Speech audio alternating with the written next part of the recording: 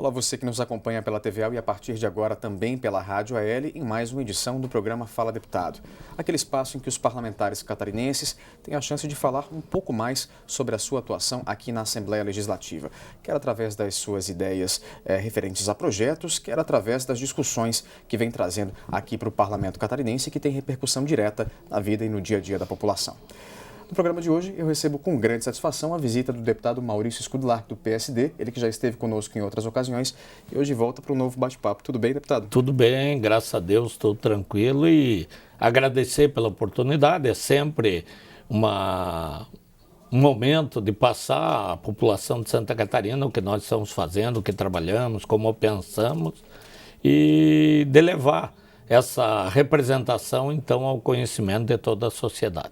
Deputado, quem conhece o senhor sabe que a área da segurança pública é uma das suas grandes bandeiras aqui na Assembleia Legislativa. E recentemente tivemos, por iniciativa do Congresso Nacional, uma discussão que mobilizou a opinião pública no país inteiro, que diz respeito à questão da maioridade penal. Como é que o senhor viu essa discussão no atual momento em que o Brasil vive e qual a sua posição em relação a isso? Olha, eu penso como pensa o brasileiro. O brasileiro quer que o cidadão que praticou um delito seja responsabilizado. O menor de 16 anos hoje já vota para presidente, já tem vontade de ter a carteira de motorista, já tem vários pleitos. Cada vez mais os jovens têm conhecimento de informática, de legislação, enfim, mais cedo o jovem conhece seus direitos e seus deveres. E o que a população quer é que quem praticou um crime responda por esse crime. A população é contra a impunidade. E eu vejo que simplesmente baixar a menoridade não vai resolver o problema. Mas, porque você pegar um menor de 17, 18 anos e colocar ele num presídio hoje, não vai resolver o problema. Vai resolver aquela necessidade da população de ver punido aquele que praticou um delito. Mas nós temos que ver ele punido e ver ele recuperado. Se nós simplesmente colocarmos ele no sistema prisional, nós vamos estar alimentando o exército do PCC, do PGC, fazendo com que esses menores tenham ligação com outros criminosos e que saiam dali, ao invés de recuperados, muitas vezes mais perigosos ainda e com mais tempo atuando nessas organizações. Eu vejo que eles têm que ficar em local diferenciado, teriam que continuar a ter a internação e só aumentar o tempo da internação. Hoje o tempo máximo que o juiz pode decretar para a internação de um menor é 3 anos. Tem no Congresso Nacional, o Senado aprovou essa medida, aumentando nos crimes hediondos de 3 para 8 anos. Então nós vimos agora há poucos dias lá no Piauí, 4 menores que estupraram, mataram uma das menores, uma menina, e o juiz condenou a pena máxima, que é 3 anos. Se já fosse a nova legislação, eles teriam até 8 anos para ficar internado e deixar num local separado que não o sistema prisional. Então eu sou a favor da aplicação de pena mais rigorosa e que o Estado como um todo, Estado e União, invistam em vagas. Santa Catarina aí tem quase 600 menores esperando vaga para internação. Então não adianta se condenar, você não tem onde colocar. Não tem estrutura mínima para isso. Não tem estrutura mínima para isso. Então nós temos que ter, sim, o centro CASEP, que hoje é chamado Centro de Internação de Menores, com estrutura para o menor que praticou um ato de menor potencial ofensivo à vida, à segurança, mas também com segurança maior para aquele de 16, 17 anos que praticou um crime mais violento. Então, tem que punir. A simples redução da menoridade penal vai criar um problema ainda maior para a sociedade e não vai resolver o problema. Então, a solução é aumentar o tempo de internação, responder, mas investimento nessa área.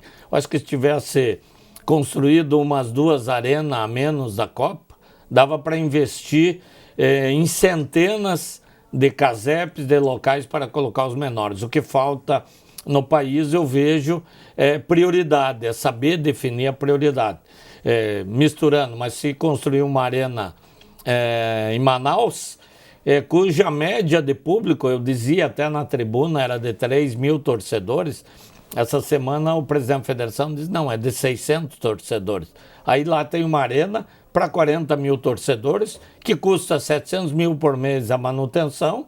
Enquanto isso, nós não temos local para internar os menores que precisam sair momentaneamente da sociedade para buscar uma recuperação, para que possam voltar a conviver no meio social. E esses centros de recuperação, eles são um reflexo de como está organizado hoje o sistema prisional. Quer dizer, a falta de vagas que existe no sistema prisional tem reflexo nesses centros de recuperação e vice-versa. Nós temos hoje uma grande população carcerária e essa medida talvez criaria um grande problema a ser resolvido, até em função da falta de estrutura, né, deputado? Exato. Nós já temos hoje 18 mil presos no estado de Santa Catarina. Devemos ter aí em torno de 600 mil presos a nível de Brasil. As vagas necessárias a nível de Brasil hoje seria próximo de 1 milhão. Então nós temos quase 400 mil vagas de defasagem. Santa Catarina tem 18 mil presos e tem mais ou menos 10 mil mandados de prisão em aberto. Então teríamos mais 10 mil vagas a construir.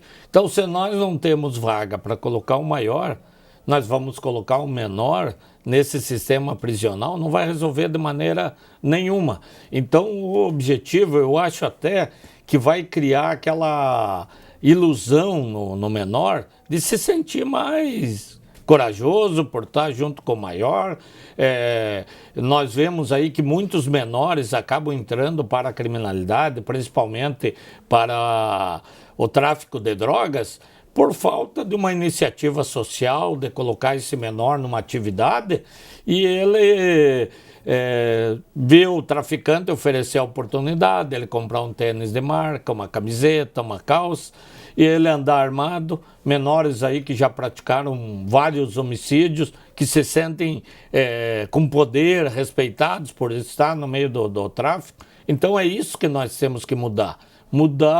Esse conceito, fazer com que o jovem tenha outro caminho, um caminho do bem, e que o jovem, ao praticar uma infração, seja recolhido, cumpra aquela pena. O que a gente vê é que não adianta você dizer, é errado fazer, você vai pagar por isso, se na verdade ele vê todo dia que quem pratica crime acaba não respondendo pelos seus atos. E aí não é só uma medida, são várias que estão associadas, né? Exato, são várias medidas. Então, tem que fazer a escola em tempo integral, não dá oportunidade de ficar ocioso, tem que envolver em cultura, em esporte, dá oportunidade para que use. A própria escola fechada nos finais de semana, teria que ser reestudado isso. Nós temos ali muitas vezes ginásio, salas que poderiam ser utilizadas e que infelizmente acabam não sendo utilizados e muitas vezes criando oportunidade para que o jovem que poderia estar envolvido numa atividade do bem acabe se envolvendo numa atividade criminosa. É claro que tudo isso parte da disponibilidade de recursos, né, pelos governos para que haja um investimento um pouco mais consistente. Quando a gente fala de investimento, a gente se remete à programação que o governo do estado precisa fazer todo ano para investimentos no ano posterior, e nós estamos justamente num momento de discussão desses investimentos relacionados a 2016 através das audiências públicas do orçamento regionalizado. O senhor participou de vários encontros e nós tivemos aí uma grande série de demandas pontuadas na área da infraestrutura, poucas inclusive na área da segurança pública, como falávamos nos bastidores. O que se deve esse sentimento da população e como é que fica essa demanda na área da segurança pública que não foi priorizada pelas comunidades? Certo. Na verdade foi. O problema é que nós estávamos ali debatendo as demandas regionais, os interesses de cada região. Segurança pública, sistema prisional, a própria saúde, ela participa do orçamento geral do Estado. O Estado, inclusive, tem a obrigação daquele mínimo de gasto de investimento na área da educação e na área da saúde. Então, em várias audiências que eu cheguei, estava lá o delegado, o comandante regional, pessoas da comunidade, do CONSEG, querendo fazer pedido na área da segurança pública. Então, nós informamos que as demandas que estavam ali em debate eram demandas regionais. Então, a Secretaria da Fazenda, junto com as secretarias regionais, elencaram lá 15, 20 demandas, ponte, construção de escola, de posto de saúde, enfim, obras regionais ali, ligação asfáltica e tal, que eram demandas regionais. As demandas que são do Estado como um todo, que é o aumento efetivo, que é investimento na área da segurança, que é investimento geral na área da saúde, tudo isso, então, não dependia da inclusão ali nas audiências públicas do orçamento regionalizado. Porque já existe uma previsão, vamos dizer já assim, do governo existe do uma Estado previsão. O para Estado investimentos nessa área. já se programou para aqueles investimentos. É bom deixar isso claro, né? É bom deixar isso claro, porque as pessoas ficam, o orçamento regionalizado tratou de tanta coisa, não falou de segurança, muitas vezes não falou de saúde, mas não, isso está previsto dentro daquela obrigação constitucional do Estado. Deputado, como é que o senhor vê a importância da participação da população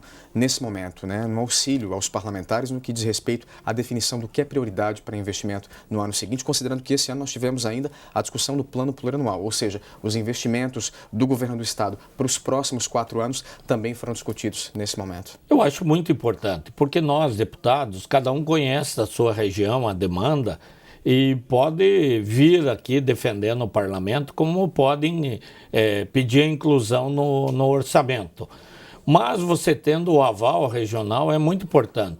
E o que aconteceu? Nós chegamos aí em locais que tinham 30 demandas regionais, para incluir 12 no plano plurianual. Um desafio, né? Um desafio. E para 3 no orçamento, ou seja, as mais urgentes, as mais emergenciais. Com um detalhe, nós temos um levantamento que quase 70% das demandas do orçamento regionalizado têm sido atendido. Então, o Estado que tem dificuldade, mas tem atendido as demandas do orçamento regional, do orçamento estadual, do regionalizado tem atendido quase 70%. O que torna ainda mais importante a definição dessas demandas, mais importante, né? A definição. Então, nós chegamos em locais que havia uma briga lá por causa de uma ligação asfáltica.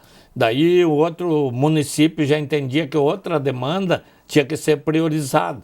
Então isso houve o debate, é importante essa participação, fortalece o orçamento, fortalece o deputado e a nossa briga depois na fiscalização do efetivo cumprimento do orçamento. E mais do que nunca mobiliza a comunidade, né? O que eu acho que é o mais importante nesse processo, né? Mobiliza. Se sentir ator, de personagem mesmo, né? Atuante nesse processo. E a gente via não havia, vamos dizer, foram 1000 e poucas pessoas que participaram desse projeto. Para nós foi importante, isso ajudou muito. Mas essas 1000 e poucas pessoas aí representam milhões de pessoas, porque são lideranças de cada região daí. Deputado, para a gente finalizar o nosso bate-papo, ainda falando sobre investimentos e puxando um assunto que nós conversávamos nos bastidores dias atrás, BR-282. O senhor lamentava o fato de que vinha sempre chamando a atenção para esse problema na tribuna do plenário e não havia uma ação consistente. Tivemos aí, pelo menos, novidades no que diz respeito a 282. Exatamente. Nós tivemos debate, fizemos moção, reunião, vídeo até sobre a questão, a situação da BR. E vemos aí o governo federal manifestar a possibilidade, ou pelo menos a ordem de serviço, segundo foi falado, para a recuperação. Nós temos uma grande obra que temos que reconhecer, o governo federal fez, que é a ponte Anita Garibaldi, a nossa ponte Laguna. Uma obra importantíssima. Mas você andando pelo estado, você encontra a 101, que é terceirizada, em constante manutenção.